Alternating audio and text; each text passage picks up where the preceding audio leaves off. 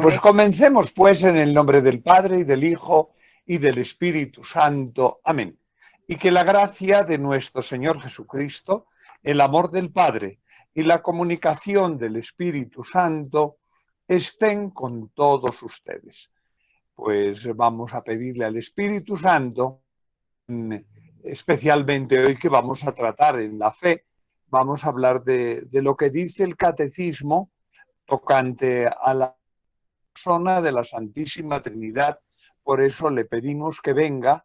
Ven, Espíritu Santo, llena los corazones de tus fieles y enciende en ellos el fuego de tu amor. Envía tu Espíritu y serán creados y faz de la tierra. Oh Dios, que has iluminado los corazones de tus fieles con la luz del Espíritu Santo, haznos dóciles a sus inspiraciones, a gustar el bien y gozar de sus consuelos, por Jesucristo nuestro Señor. Amén. Seguimos pues en esta lectura constante del credo y una vez más quiero sugerir que se acerquen en Vaticano Va, que está muy fácil de acceder, accedan a la lectura de el Catecismo de la Iglesia. Utilizo ese texto pues porque es el más fácil, yo creo que es de los de acceder. Entonces, y ya tiene una explicación bastante hermosa. Entonces, por eso les invito a que se acerquen a ese texto del contenido tan importante. Por otra parte, luego tienen, les repito siempre, esta página que es tan generosa en materiales, cual es Merkabah, y tienen ahí muchísimo material. Entonces, todo el que quiera tener alguna cosita más, por favor, pues acceda. Merkabah, y en Merkabah hay comentarios sobre el catecismo de la Iglesia Católica, que es pues verdaderamente una preciosidad, es una joya, es que tenemos que saber lucir.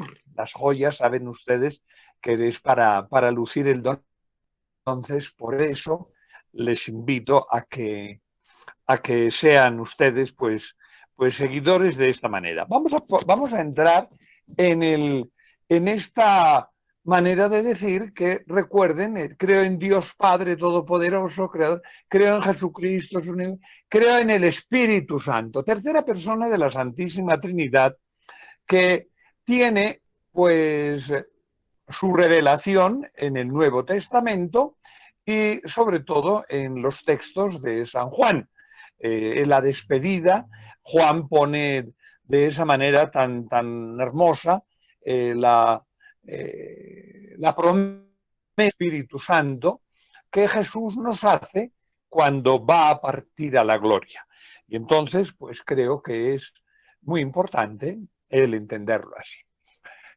Históricamente, antes de entrar ya en el comentario de lo que es propiamente el catecismo de la Iglesia Católica, creo que sería interesante el hacer un brevísimo recuerdo de qué pasó y dónde, cuál es la manera de decir de los símbolos de la fe, para lo cual, pues cito, aunque no lo tengo y me resulta siempre dificultoso el conseguirlo, el Enchiridium Symbolorum de Denzinger.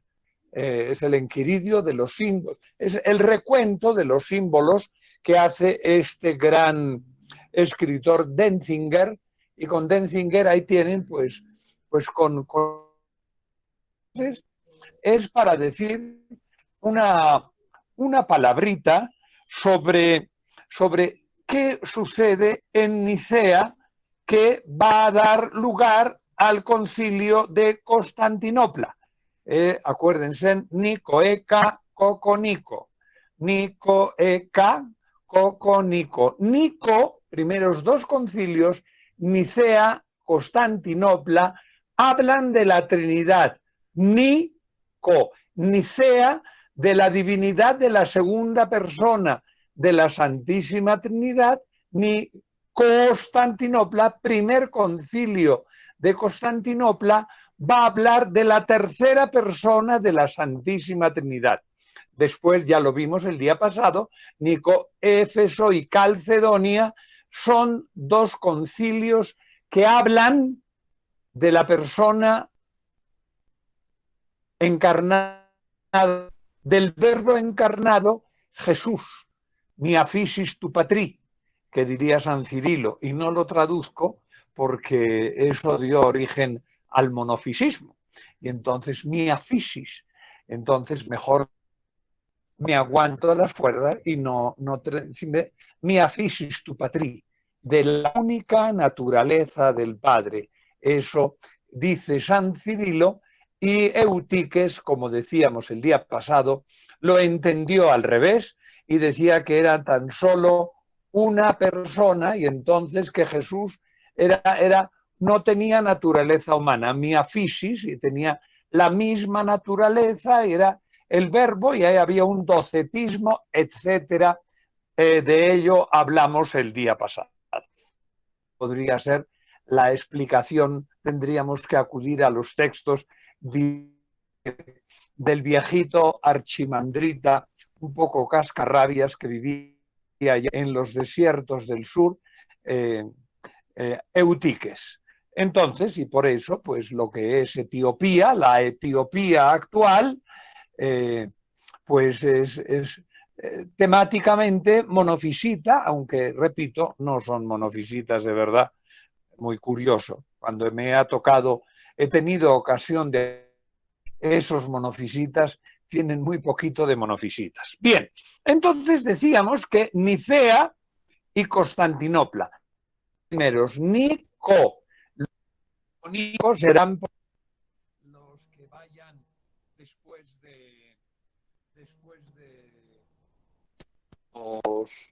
del resto, la dificultad que va a haber después de Eutiques. Bien, entonces en Nicea no dicen más que el Espíritu Santo procede del Padre. No hace una distinción, y entonces quedaba el Espíritu Santo de una manera un tanto ambigua.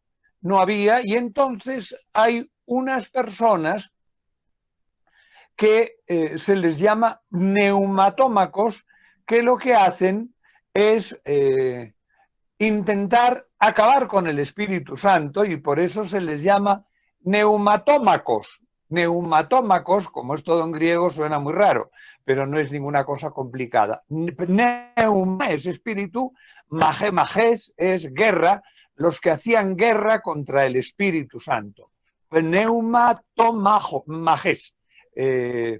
Gigantomaquia, hay unas estatuas en el Museo de Berlín, que es el altar de Pérgamo, y las estatuas que representan son la guerra de los gigantes, gigantomaquia, magé, bien. Entonces, luchan contra el Espíritu Santo, y entonces pareciera que el Espíritu Santo, como no tenía una distinción, y en eso sí había habido una no digo negligencia, pero pues bueno, pues Nicea no tenía esa preocupación, sino que Nicea estaba preocupada por la divinidad de la segunda persona de la Santísima Trinidad, y eso quedó así. Y Nicea, aquí hay un evento muy curioso, que eso va a tener mucho que ver con la separación de Oriente y Occidente, porque Focio y después Cerulario van a decir que el concilio de Constantinopla había añadido, y ciertamente había añadido, una explicación. Y entonces el concilio de Nicea había dicho que nadie se atreviera a añadir o a quitar nada al credo que se había formulado.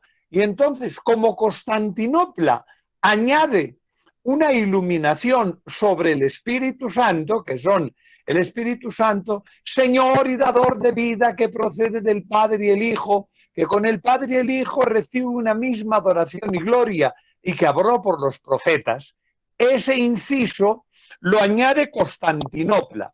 Y entonces Focio, que le importaba muy poco el credo, pero que quería mandar, dice, entonces los heterodoxos son los de Roma.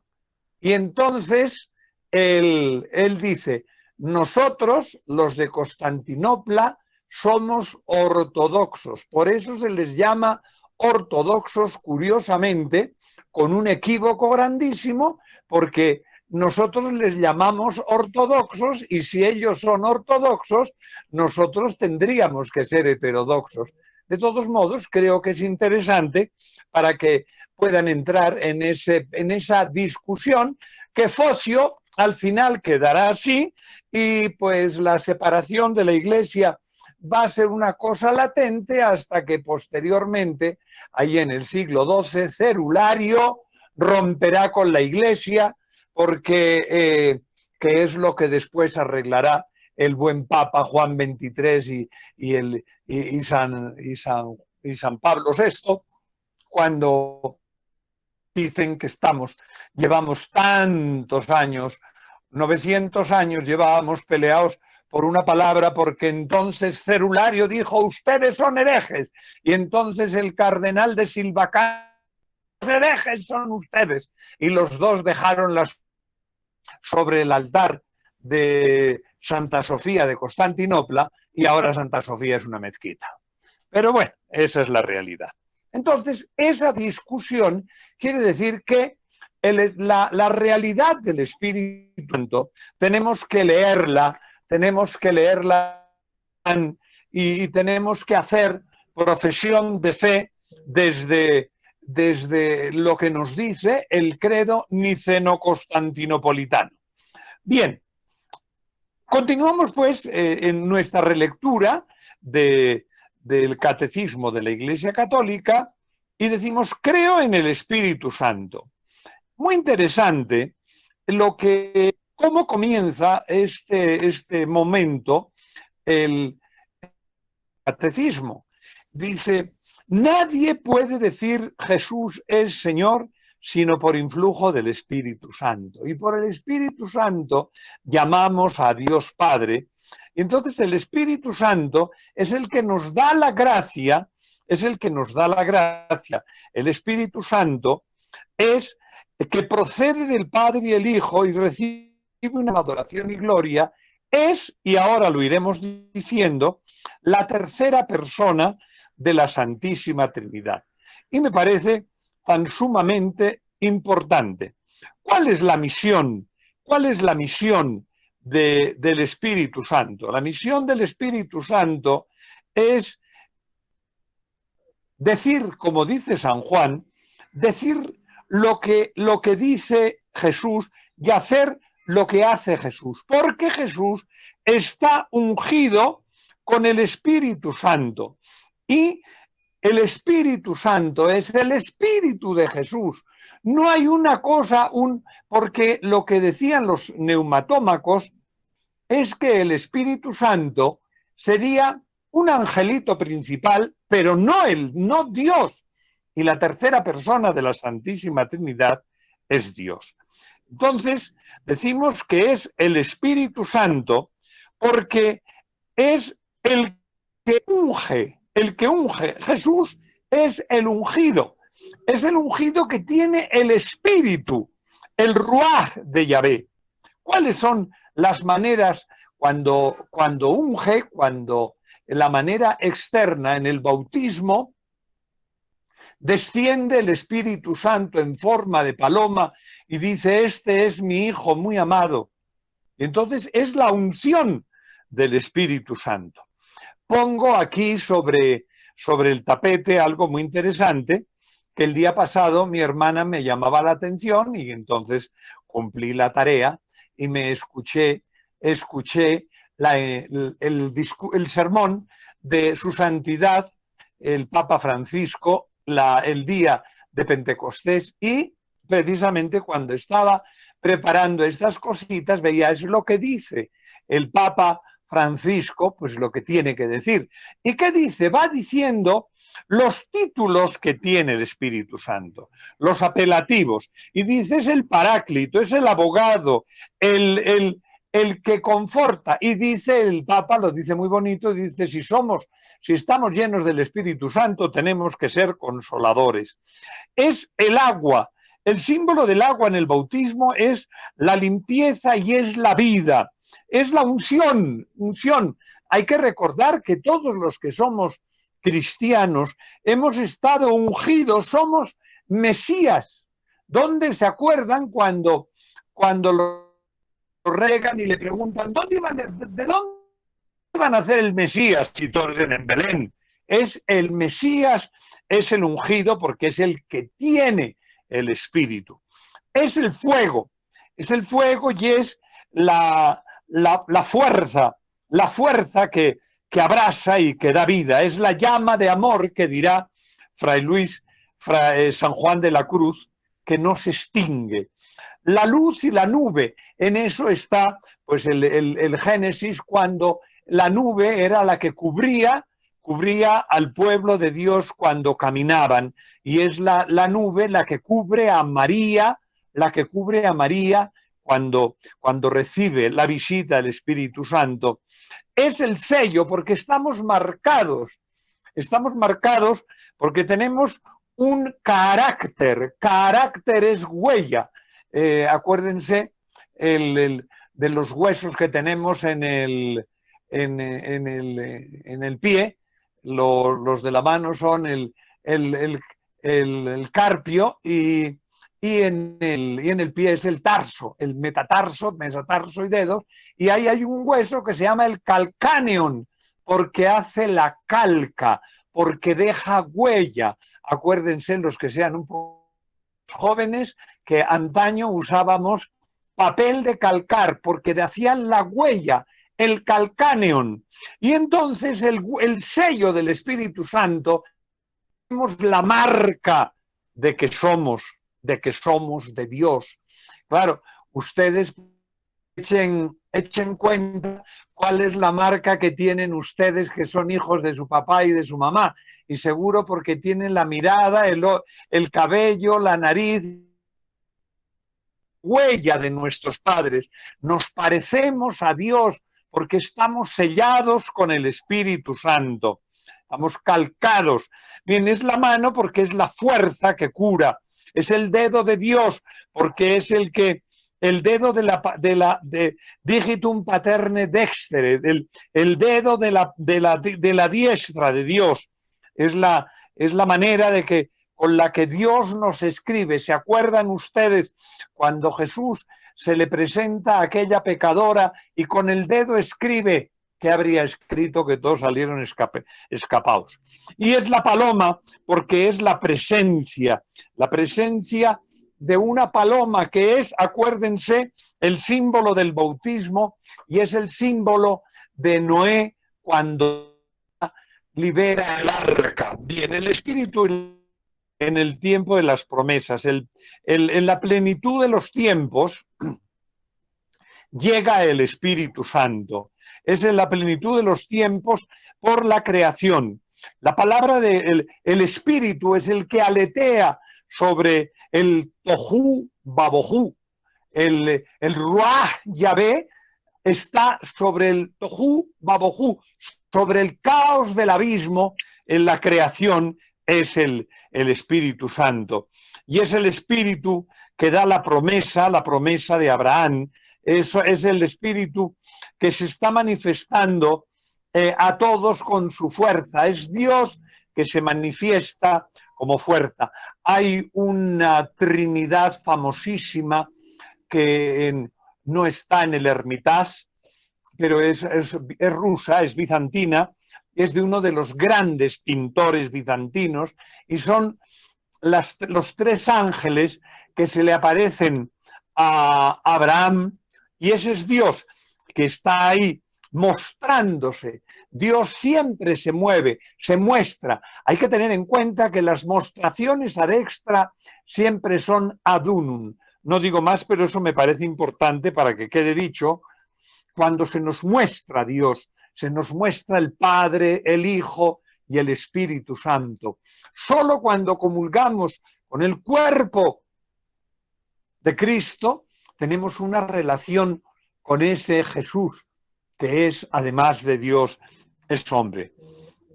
Se espera, la espera del Mesías es la espera en el Espíritu Santo. Es el Espíritu el que da fuerza a ese pueblo, le da su amor al pueblo de los pobres y le da la fuerza para seguir esperando.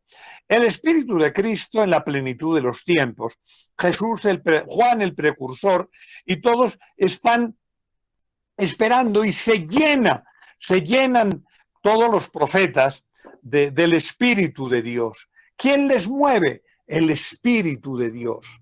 Bien, sobre todo la presencia más alentadora es en María, en la cual se hace manifiesto el Espíritu Santo y le dice: alégrate, Jaire María, que jaritomene, alégrate María, ella que se preparó, en la que el Espíritu Santo realizó la presencia de Dios y en última instancia fue la encarnación del Verbo. Cristo Jesús, en su misión salvadora, es el que es ungido con su Espíritu y es hecho vida de la vida y hasta su muerte. ¿Y quién es el que lo mueve? ¿Por qué Jesús es honrado y está hasta el último momento? Porque tiene la fuerza del Espíritu. Tenemos que tener, de esto lo diré al final, pero como me tengo que escapar rapidito, pues lo digo ahora, que es que tenemos que dejarnos llevar de la fuerza del Espíritu. Bien, Jesús estaba ahí y llegó su hora. ¿Cuál es la hora de Jesús? La hora del Espíritu, la hora de la fuerza. El Espíritu y la Iglesia en los últimos tiempos. Pentecostés, hay que tener en cuenta que Pentecostés es un nombre que tiene su origen, el nombre es griego, pero la fiesta que celebraban los judíos 50 días después de la fiesta, y nosotros la adecuamos porque eran 50 días después de la resurrección del Señor. Bien, Jesús se revela en los últimos tiempos como la vida dentro de la Iglesia, porque el Espíritu Santo es el don del amor que se nos entrega caminando hacia la escatología. Ojo, es bien cierto que cuando se suele decir que los cristianos siempre estamos pensando en la muerte, es mentira. Nosotros lo que pasa es que sabemos que después de la muerte tenemos la vida y por eso decimos cuando vaya viniendo es la escatología. Entonces el Espíritu Santo, y en eso les hago por favor que relación una y otra vez, volveremos a decirlo, que es desde aquí ya es la encíclica perdón, Mystici Corporis, hablando de la Iglesia, dice el Espíritu Santo es el alma de la Iglesia. Bien, el Espíritu Santo es la unión de Cristo, cabeza, con su cuerpo, que es la Iglesia. Y por eso es la fuerza. Si somos Iglesia, somos porque tenemos el Espíritu. Y si no tenemos Espíritu, no somos Iglesia. Y si no somos Iglesia, no tenemos. Me parece bastante importante el decir una y otra vez esta realidad inmensa que es la realidad del Espíritu Santo. Continuamos. A ver. Creo en la Santa Iglesia Católica. A ver, hay que hacer una concatenación precisa. Hemos dicho que el credo, lo primero que afirma es creo en Dios Padre. ¿Y quién es el Padre? El Padre es el fundamento de todo, es el ser. Y después decimos, creo en Jesucristo. ¿Y quién es Jesucristo? La palabra de Dios, que es la verdad. Y en tercer lugar decimos todo lo que hemos dicho, creo en el Espíritu Santo.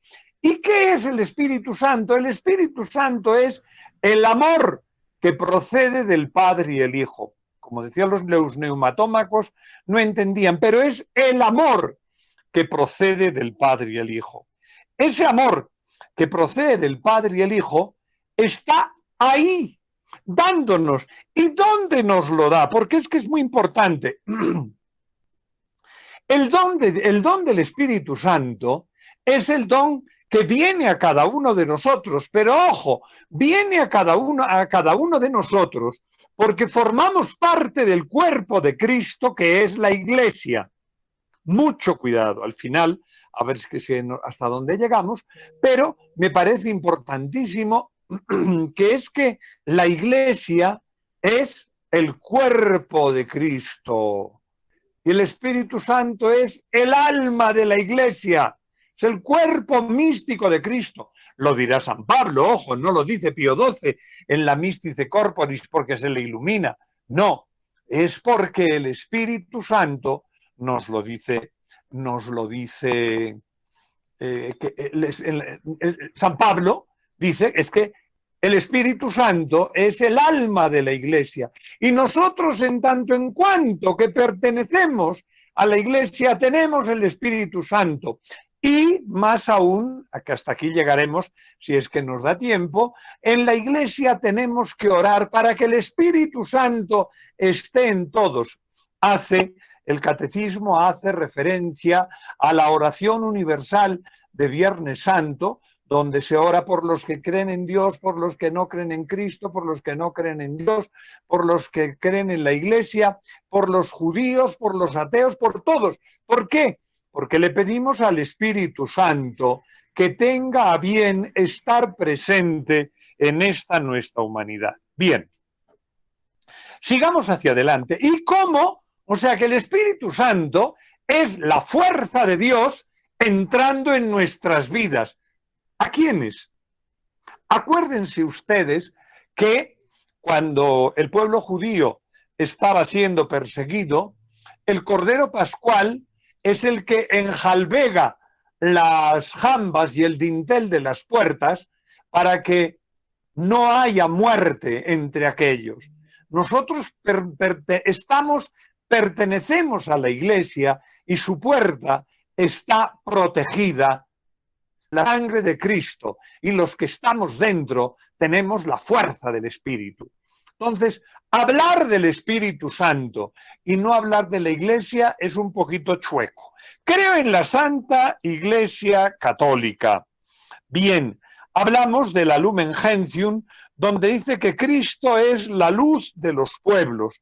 Entonces, ¿y cuál es la luz de los pueblos? La luz de los pueblos está expresa en la Iglesia. La Iglesia es la antorcha que ilumina a todos los pueblos.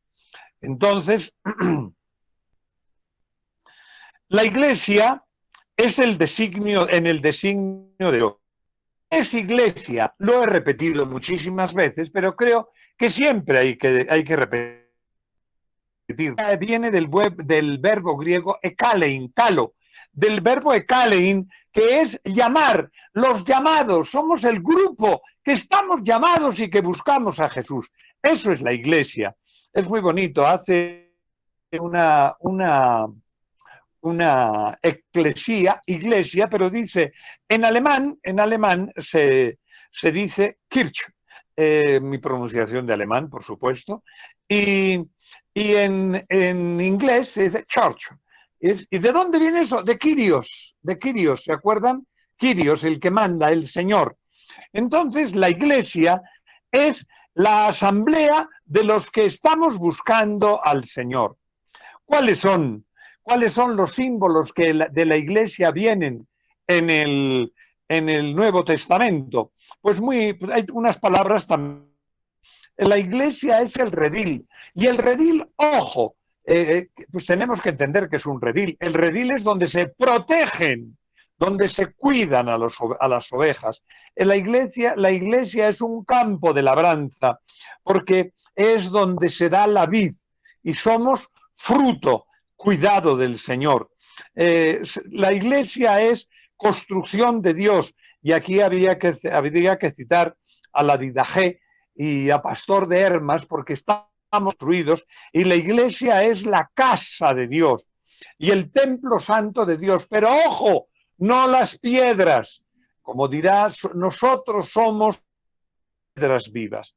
La iglesia es la Jerusalén, la madre, es la Jerusalén de arriba, es nuestra madre porque es la que nos da la vida. Bien, origen, fundación y misión de la iglesia. La iglesia ha nacido, y es muy bonito lo que dice esto, porque nace del corazón del Padre, en el corazón del Hijo. Y cuando se habla de Auriletis Aquas, de la devoción al corazón de Cristo, dice, es que cuando dice San Juan que salió sangre y agua, de ahí salió la iglesia. La iglesia está prefigurada desde el origen del mundo, y lo dice Pastor de Hermas, porque Dios hizo el mundo, dice Pastor de Hermas, el mundo fue creado en orden a la iglesia, que es el pueblo de Dios. La iglesia está preparada en la antigua alianza y vamos viendo cómo es el pueblo de Dios que se va constituyendo, y en última instancia hay que tener recuerdo de aquello de que los apóstoles sean 12, porque son 12, y es la nueva Israel. La iglesia está constituida por Cristo Jesús. Es muy importante que es el reino, que es Jesús que está haciendo la presencia de Dios en el mundo mediante ese grupo que él había escogido, que es la iglesia.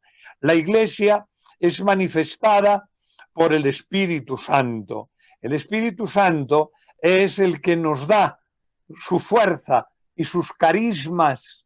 Hay que recordar que carisma es gratis data, gracia que está dada porque sí, ojo, distinguiendo de la gracia santificante, que es gracia gratum faciens. Cuando uno tiene la gracia santificante, es santo. Cuando tiene un don, puede ser santo o no. La burra de Balaán habló y la burra no tenía santidad. La santidad es la gracia, es la presencia de Dios. No hablar lenguas y decir cosas especiales, no necesariamente. San Pablo dice que puede suceder que él predique gracia gratis data, porque es un buen predicador, y se condene. La iglesia será consumada en la gloria. Es tan bonito todo lo que dice nuestro padre San Agustín en la ciudad de Dios, sobre que esta ciudad, donde no hablamos de la muerte, sino que hablamos de la vida, será consumada en la gloria eterna. El misterio de la iglesia es esta historia que solo se ve a los ojos de la fe. Yo alguna vez dictaba historia de la iglesia y les decía a mis alumnos, en medio de nuestras miserias, de las de todos nosotros, porque somos pecadores, y yo les decía a mis alumnos, tenemos que saber que estamos hablando de nuestra Santa Madre Iglesia. Entonces sí, tiene sentido. Bien, entonces la iglesia es el misterio que es visible y es invisible. Es una sociedad humana que tiene el Espíritu de Dios. Es una iglesia que es santa y pecadora, lo veremos después. La iglesia es el misterio de la unión de los hombres con Dios. Es el sacramento universal de salvación, como lo dirá, creo que es Lumen Gentium, porque dice, es que, ¿cómo nos salvamos? Mediante la iglesia. Por eso es el sacramento, es el misterio, el misterio de salvación. Bien, continuamos por acá. La iglesia, pueblo de Dios, cuerpo de Cristo y templo del Espíritu Santo. Habíamos dicho, porque claro, no se puede, repito y repetiré cuantas veces, no se puede hablar de la Iglesia si no hablamos del Espíritu Santo. No podemos decir que estamos en la Iglesia si no tenemos el Espíritu Santo. ¿Y quién es la Iglesia? La Iglesia somos el pueblo de Dios. El derecho canónico lo dice así de una manera tan hermosa, tan hermosa. ¿Qué es la Iglesia? De Dios. Somos la gente de Dios. Es hermosísimo, hermosísima esa definición del código CIC, Código de Derecho Jus Canonicum. Y es eso, la Iglesia es pueblo de Dios. Entonces tenemos que ser miembros de Cristo, Pagua y Jesús, para formar parte con la cabeza a un destino universal, para llevar su ley en la misión y en su destino. Somos un pueblo sacerdotal, profético y real, pueblo de reyes, asamblea santa, pueblo sacerdotal. ¿Por qué somos sacerdotal? Ojo, me parece que a veces es uno de los presbíteros que se habla de que somos consagrados, pero ojo, todos los cristianos somos consagrados por el Espíritu Santo y las manos de todos los cristianos son santas porque con ellas se puede llegar al cielo. Hay un texto en el Éxodo que es bellísimo y dice el libro del Éxodo, supuestamente Moisés, y dice, en el pueblo de Dios las son santas, los bocados de los caballos son santos, porque son pueblos. No podría ser de otra manera, puesto que todos estamos llamados a ir a la gloria, todos tenemos las manos ungidas con el Espíritu Santo en nuestro bautismo. Por eso somos pueblo sacerdotal, porque ofrecemos nuestra vida y la humanidad entera. Somos un pueblo profético porque damos testimonio. La profecía no es decir qué va a pasar mañana, es ser testimonio. El profeta es el Nabí y Nabí es el que ve. El profeta, como dicen los manizalitas, el profeta de los ojos sarcos. No tiene los ojos sarcos, tiene la mirada clara. Es muy importante. Por eso es un pueblo profético, y somos pueblo profético porque podemos decir que todo lo que Dios hace, así sea, y lo que Dios tolera, todo está para construir el reino de Dios. Y somos un pueblo de reyes porque estamos destinados a conducir a este mundo hacia la gloria eterna. Entonces la Iglesia es el cuerpo místico de Cristo. La Iglesia es comunión con Jesús, y al ser comunión con Jesús, todos estamos formando un solo cuerpo con Cristo, que es la cabeza, esa cabeza que nos une y nos da su crecimiento. La Iglesia es la esposa de Cristo. A veces no se suele entender este modo de decir, y es muy sencillo, porque la Iglesia es amada de Dios. Ese es el símbolo de los esponsales, es el amor y el cuidado con que Jesús cuida a la Iglesia. La Iglesia es el templo del Espíritu Santo porque es el cuerpo de Cristo y el Espíritu es la fuerza de Jesús. Esa Iglesia que se va mostrando en los carismas. Ahí decía que son carisma, gracia, gratis data, gracia gracia santificante, gracia gratum faciens. Los carismas, el hablar, el tener, son cosas gratis, que uno no tiene que hacer nada. Pero acaba diciendo aquí una cosa muy importante, dice, con ello compete especialmente no apagar el espíritu, sino examinarlo en todo y quedarse con lo bueno. Y el carisma tiene que ser juzgado por la Iglesia. Y dice, es que yo soy un visionario. Preguntémoselo a la Iglesia a ver qué es lo que dice. Es muy importante entender que los dones y carisma, quien los entender es la Iglesia y no más. La Iglesia es una santa católica y apostólica. ¿Por qué es una? Ut unum sint, que seamos uno, porque Dios ha querido que estemos siempre unidos, que vivamos como un Cristo total, que tenemos muchas heridas, como el Cristo en la pasión, y es las que atentan en contra de la unidad, porque seguimos nuestros propios caprichos. Y la Iglesia es santa, porque Cristo es santa. Esa es la santidad que tantas veces se ve enturbiada por mis pecados, porque la Iglesia es humana y divina y los humanos podemos ser pecadores y tenemos que acercarnos a la fuente que es el Espíritu para que seamos lavados. La Iglesia es católica. ¿Y qué quiere decir católica? Que es universal. Y todas las iglesias particulares forman una sola unidad católica en todo el mundo, universal. La Iglesia, además de ser universal, tiene una tarea de orar y de cuidar por los no cristianos, por los que no creen en Dios. Lo que hemos dicho, la Iglesia tiene una misión que es la de proclamar. ¿Y qué es lo que tiene que proclamar? Lo que le han dicho los apóstoles. La apostolicidad es una de las condiciones de la Iglesia. ¿Y quiénes son los sucesores de los apóstoles?